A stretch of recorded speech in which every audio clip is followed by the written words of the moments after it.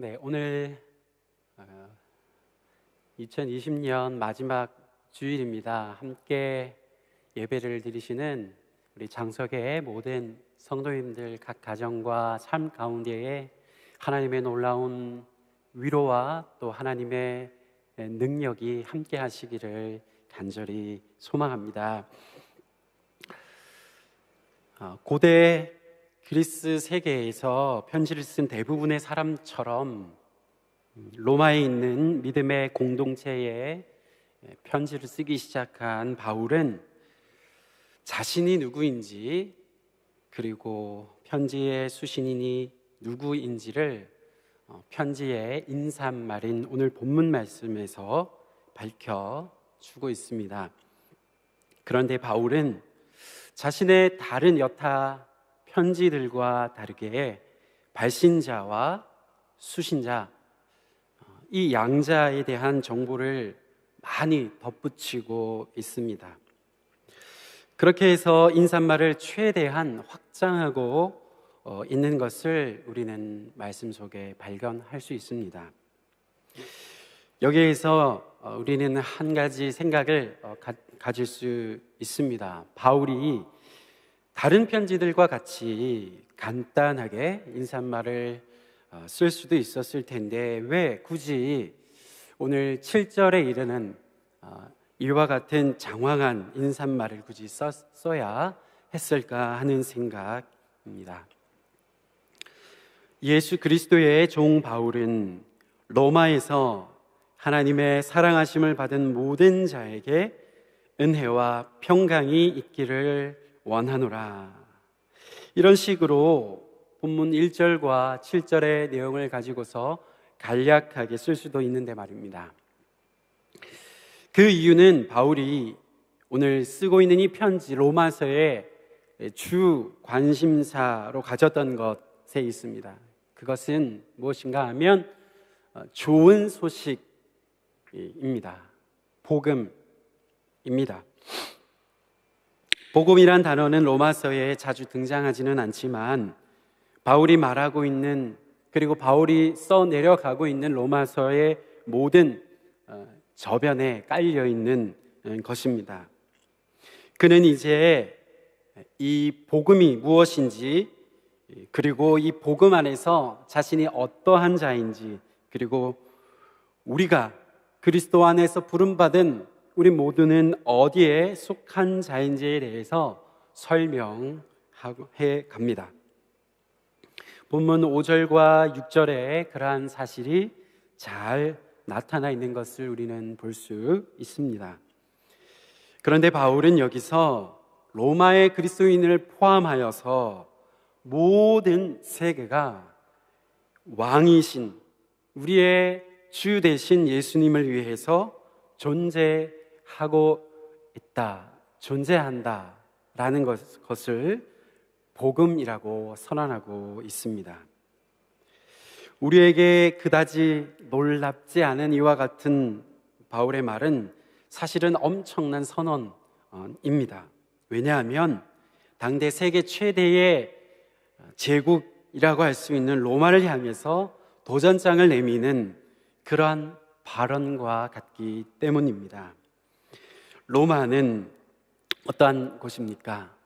로마는 세계 최고의 권력자인 이 로마 황제의 본거지가 바로 로마였습니다. 로마의 황제, 그의 공식 직함에는 신의 아들이라고 하는 것이 포함되어 있었습니다.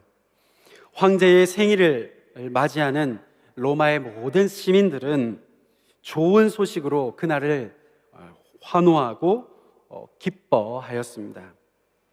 황제는 지금까지 세계에서 보지 못했던 이 세계 최강제국, 이 로마에 대해서 절대 충성을 요청하고 요구했습니다.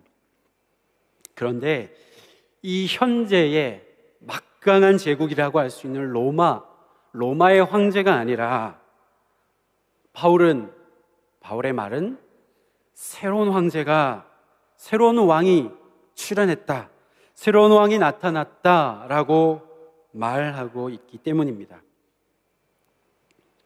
하늘 아래에서 두 태양이 있을 수 없다라는 그러한 말처럼 이와 같은 선언, 바울의 선언은 아주 도전적인 말로 들려졌던 것입니다. 혹시 우리가 착각을 했던 것인지 모르겠습니다. 바울이 이러한 당대 주변 정세를 모르는 순진한, 그저 순진무구한 그러한 사람이었기 때문은 아니었을까요? 그러나 그렇지 않습니다. 바울은 당시 세계 정황뿐만 아니라 지금 자신이 말하려고 하는, 그리고 자신이 하려고 하는 그 일이 무엇인지에 대해서 분명하게 알고 있었습니다. 예수님이야말로 진정한 왕이시고, 그리고 온 세상에 마땅한 주가 되신다는 그러한 사실을 그는 알았습니다. 그렇기에 그는 오늘 말씀에서, 그리고 오늘 편지를 통해서 그와 같은 선언을 우리들에게 들려주고 있습니다. 그리고 로마의 그리스도인들이 이러한 사실을, 그가 발견하고 그가 깨닫게 되었던 이와 같은 사실을 알기를 원했습니다. 그리고 그의 합당한 삶을 살아가는 것이 너무나도 중요하다라고 하는 사실을 그는 알고 있었습니다. 실제로 오늘 본문 특히 3절과 4절에서 바울은 예수님에 대해서 말하고 있는데, 그 내용을 보게 되면 황제가 내세우는 자기의 주장, 그러한 주장을 무색하게 하는 그러한 확고한 분명한 의도를 우리는 발견할 수 있습니다. 예수님이야말로 진정한 하나님의 아들이라고 하는 것, 그리고 예수님은 로마가 내세울 수 있는 그 무엇보다도 훨씬 오래된 왕조를 갖고 있다는 것, 곧 무엇입니까? 1000년 전에 다윗의 왕조에서 나신 분이 바로 예수님이라고 하는 것입니다. 또한 예수님의 부활은 이 세상의 폭군들의 입을 막아버리는 것이고, 세상을 너끈히 제압할 그러한 새로운 힘의 표지라고 하는 것을 이야기하고 있습니다. 특히 바울은 부활에 대해서 이렇게 설명합니다. 부활이라고 하는 것은 이상하고 특별한 그러한 기적과 같은 그런 것이 아니라고 이야기합니다. 수많은 당시의 유대인들이 고대하고 기다려왔었던 바로 죽은 자들의 부활, 죽은 자들 가운데서 나타나게 될 부활이 바로 예수님에게서 시작되었다고 하는 것을 그는 보았습니다. 죽음이라고 하는 것, 그것은 폭군들과 이 세상의 마지막 무기였는데, 예수님께서는 비로소 그와 같은 죽음의 무기를 부수어 버리셨다라고 이야기하고 있는 것입니다.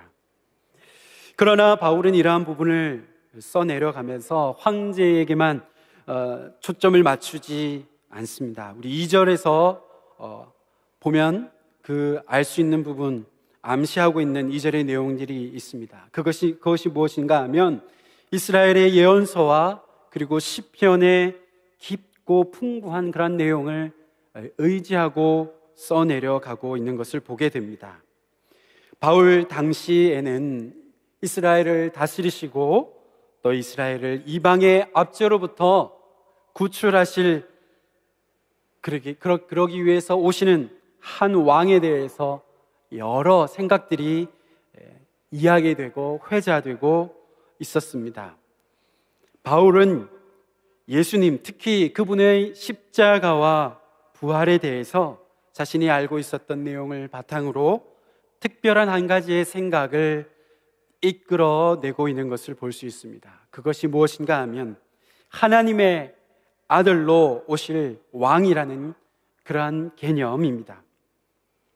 그런데 그 왕은 온 세상이 자신의 소유라고 하는 사실, 온 세상이 자신의 소유라고 하는 그와 같은 사실을 선포함에 있어서 조금 다른 방식을 취하고 있다라고 그는 이야기합니다. 좋은 소식, 복음을 대사들에게 들려주어서 그들을 이 세상으로, 온 세상으로 보낸다라고 하는 것입니다. 이 대사들을 두고서 오늘 말씀은 사도라고 이야기합니다. 보냄받은 사람을 뜻하는 이 사도를 보내어서 그는 그의 왕되심을, 그리고 그 나라가 도래하기 시작했음을 선포하고 있습니다. 이것이 바로 오늘 본문의 1절과 5절에서 바울 자신의 본분을 가리키며 그가 제시하고 있는 요점이라고 할 수 있습니다. 이 점에서 복음이라고 하는 것, 바울이 이야기하는 좋은 소식이라고 하는 것은 1차적으로 우리에게 일어날 수 있는 어떤 것이 아니라고 그는 말하고 있는 중입니다. 물론 이 복음, 좋은 소식을 통해서 우리에게 일어나는 일이 있습니다. 그 일은 실로 놀랍고 극적인 그러한 것이기도 합니다. 우리가 하나님의 복음에 붙들리기 시작할 때에 실로 우리의 삶은 놀라운 변화와 소망으로 충만하게 됩니다. 하지만 오늘 바울이 전하고 있는, 오늘 본문에서 전해 나아가고 있는 그 복음, 이 좋은 소식이라고 하는 것은 1차적으로는 이미 일어난 어떠한 일을 이야기하고 있습니다. 어떠한 사건들을 가리키고 있습니다. 그 일과 그리고 그 사건들을 통하여서 바울은 이야기하고 있는 것이 무엇입니까? 오늘 본문 가운데 그는 이렇게 얘기합니다. 세상이 달라졌다라고 이야기하고 있는 것입니다. 기존의 세상, 옛 질서인 힘과 권력으로 유지되는 세상은 이제 옛 세상이 되었다고 선언하고 있는 것입니다. 새로운 세상이 나타났다, 새로운 세상이 임했다, 도래했다라고 선언하고 있습니다. 무덤에 묻히셨던 예수가, 무덤에 묻히셨던 죽음 가운데 장사되었던 예수 그리스도께서 부활하심으로 말미암아 새 시대가 열리게 되었다라고 하는 것을 그는 선언하고 있는 것입니다. 하나님께서 당신의 보좌 우편에 예수님을 앉히시고 그리고는 새로운 시대를 여셨다라는 것입니다. 새로운 나라를 시작하셨다라는 것입니다. 그 새로운 나라의 왕좌에 바로 예수님이, 죽음에서 부활하신 예수님이 앉게 되셨다라고 그는 이야기하고 있는 것입니다. 예수님이 새 시대, 그리고 예수님이 새 나라의, 새 세상의 왕이시고 그리고 온 세계의 주님이 되신다라는 그러한 선언을 그가 하고 있는 것입니다.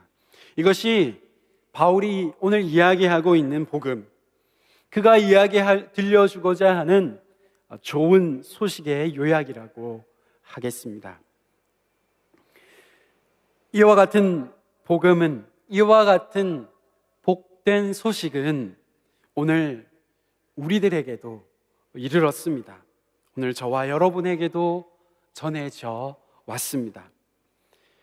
예수님의 왕되심을 인정하며 살아가는 우리는, 그런데 그분의 통치 방식이 무엇인지에 대해서 기억해야 합니다.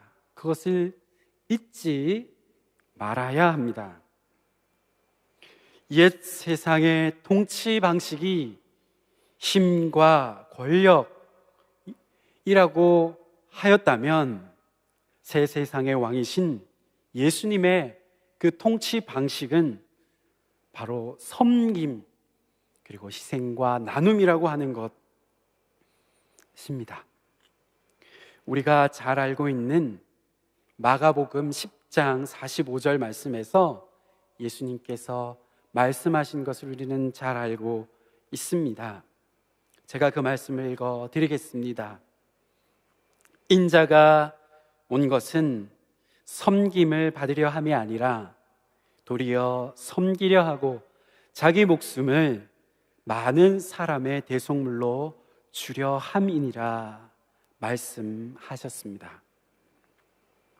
예수님은 섬김을 위해 그리고 나눔과 희생을 위해서 이 땅에 오셨고, 그리고 하나님 보좌 우편에 지금 앉으셔서 당신의 나라를, 하나님의 그 나라를 그와 같은 방식으로 통치하시고 다스리고 있다라는 사실입니다. 우리는 이와 같은 사실을 잊지 말아야 합니다. 예수께서 죽은 자들 가운데서 부활하심으로 열어주신 새 시대, 이 새 하나님의 나라, 그의 통치는 이와 같이 세상과 다른 거룩한 그러한 통치의 방식에 의해서만 작동되고 있다라고 하는 사실을 오늘 성경은, 그리고 바울은 우리에게 분명하게 말씀하고 있습니다. 옛 세상의 통치 질서인 이 힘과 권력이라고 하는 것은 이제 새로운 시대에 더 이상 작동되지 않습니다. 새로운 세상, 하나님의 나라 안에서는 더 이상 발붙이지 못하는 것이 옛 세상의 통치 질서입니다. 이것은 우리가 해도 되고 그리고 그럴 수도 있는 성격이 아닙니다. 선택에, 그리고 우리의 자유에 달려있는 것이 되지 못하다라고 하는 것입니다. 그럼에도 불구하고 우리는 이 땅을 살아가면서 또한 때로 교회 안에서 이런 경우들의 모습들을 목격할 때가 있지요. 이런 상황, 이러한 이들 앞에 당황하는 그러한 경험들이 우리 안에는 때로 있습니다. 왜 그와 같은 일들이 일어나는 것인가 되묻게 됩니다. 어떻게 이와 같은 일들이 일어날 수 있는가 라는 그와 같은 질문을 갖게 됩니다. 그들의 문제는 그들의 삶이 아닙니다. 그들의 도덕의식이 잘못되었기 때문이 아닙니다. 그들이 복음이라고 믿고 있는 것, 그들이 예수님을 믿는다고 하는 그 믿음의 내용, 그 복음의 내용이 오늘 바울이 이야기하고 있는, 바울이 로마 교회에 들려주고자 하는 그와 같은 복음과는 전혀 다른 모습을 그들이 믿고 있기 때문이라고 할 수 있습니다. 예수님을 왕으로 고백하는 새로운 시대, 새로운 하나님의 나라에 속한 이들은 더 이상 옛 세상의 질서를 주워 담아 쓰지 않습니다. 왜냐하면 그 옛 세상 질서의 모습이 어떠한지를 경험하기 때문입니다. 너무나 잘 경험했기 때문에 예수 그리스도의 나라 안에서 백성된 우리들은, 하나님의 백성들은 더 이상 옛 세상의 질서가 작동하는 그 원리를, 그 질서의 힘을 사용하지 않습니다. 다시 그것을 내 삶으로 끌어들이지 않습니다. 왜 그렇습니까? 그 옛 세상의 질서가 얼마나 잔혹하고 처참한 그러한 결과를 가져오게 됐는지 경험했기 때문인 것입니다. 그래서 옛 세상의 질서, 이 힘과 권력이라고 하는 것은 더 이상 하나님 나라의 새 백성에게 매력적으로 다가오지 못하는 것을 경험하는 것입니다. 오늘 본문 4절 말씀을 보게 되면 우리는 예수께서 하나님의 아들로 선포될 수 있었던 능력이 무엇인지 발견할 수 있습니다. 그것은 어떤 능력인가 하면 하나님께서 예수 그리스도를 죽음에서 죽은 자들 가운데서 부활케 하신 능력입니다. 그런데 이 능력이 주어지기 위해서, 이 능력을 예수께서 덧입으시기 위해서 한 가지 전제되고 있는 것이 있다라고 하는 것을 우리는 기억해야 합니다. 그것은 예수님의 삶이었습니다. 이 땅에 오셔서 살아가셨던 예수님의 삶입니다. 그것이 무엇입니까? 여러분, 예수님이 어떠한 삶을 공생의 기간 가운데 사셨습니까? 예수님께서 사신 그 삶은 한 단어로 요약해 볼 수 있습니다. 무엇입니까? 네, 십자가라고 할 수 있겠습니다. 그리고 그 십자가로 귀결되었던 죽음, 그가 마주했던 죽음이라고 할 수 있습니다. 예수님께서 왜 그와 같이 그 길을 걸으셨습니까? 예수님께서 그와 같은 길을 걸으신 이유, 그와 같은 삶을 사셨던 이유는, 목적은 이 땅에 죄로 인하여 신음하는 온 세상의 이들을, 그리고 온 세상의 피조물들을 품에 안으시기 위함이었습니다. 그 이유로 인해서 예수님은 십자가와 죽음의 그 길로 걸으셨습니다. 우리가 부활의 능력과 영광에 이르는 것은 하나님께서 허락하시는 것입니다. 우리가 힘써야 할 것, 다만 우리가 힘써 나아가야 할 것은 무엇입니까?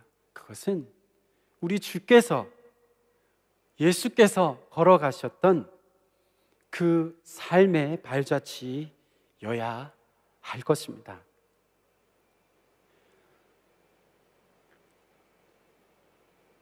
우리의 시선이 우리의 삶에만, 나의 삶에만 머무를 수 없습니다.